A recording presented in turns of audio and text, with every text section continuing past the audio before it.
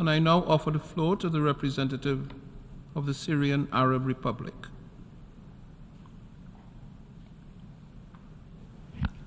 I thank you, Mr. President. We thank you for resuming the 10th Emergency Special Session of the General Assembly, which is being held as we witness the continuation of humanitarian suffering in the Gaza Strip as a result of the wars of genocide, the war crimes, and the crimes against humanity perpetrated by the Israeli occupation forces against the Palestinian people. These crimes have led to the martyrdom of over 35,000 Palestinians, most of whom are women and children. The pain and suffering of the Palestinian people under the yoke of occupation have been met with widespread international solidarity and were accompanied by strong demands to put an end to the genocide being perpetrated by Israel and to give the Palestinians their legitimate rights as affirmed by the principles of this organization and relevant resolutions. My country, Syria, voted along with over 140 states, in favor of the resolution just adopted by the General Assembly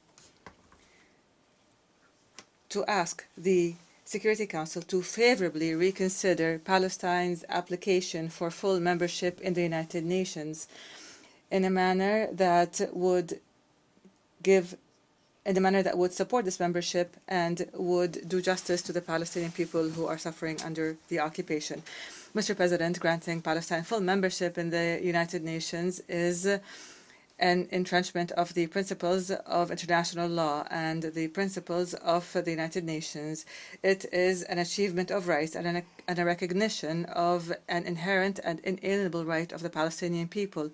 And the fact that the majority of member states voted a few minutes ago in favor of this resolution clearly shows their call for lifting the oppression that the Palestinian people have been subject to for almost 8 decades. The lies and the claims and the shows that the representative of the Israeli occupying regime puts on will not succeed in hiding this truth. Syria confirms that the fact that the United States and some of its allies attempt to stop the establishment of a sovereign Palestinian state on Palestinian soil and their use of the veto last time against granting Palestine membership will only contribute to prolonging the lack of security and stability that was created by the Israeli occupation of the lands of several Arab states in Palestine, Syria, and Lebanon.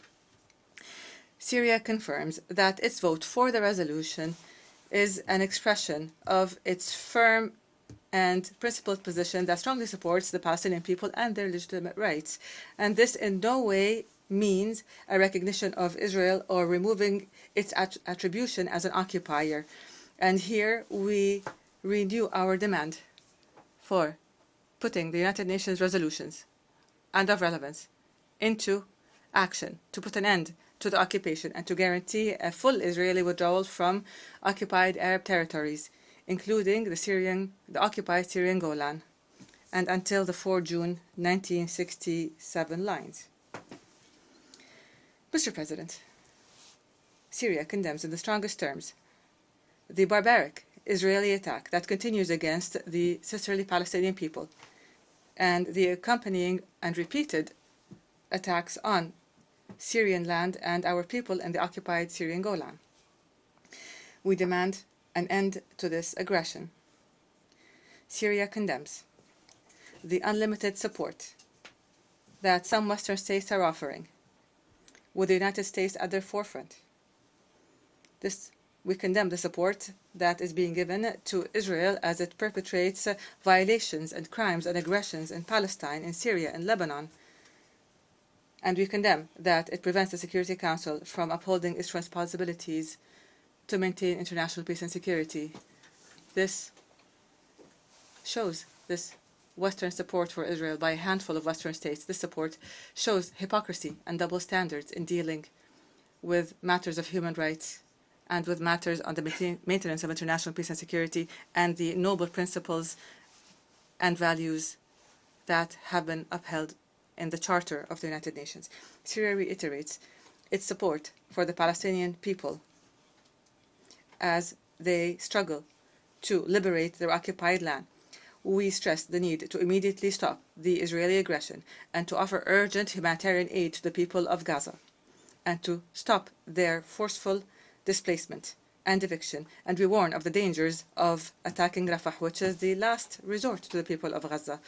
My country confirms the need to hold accountable the Israeli war criminals for the crimes that they have perpetrated and to guarantee that they do not enjoy impunity. I thank you, Mr. President.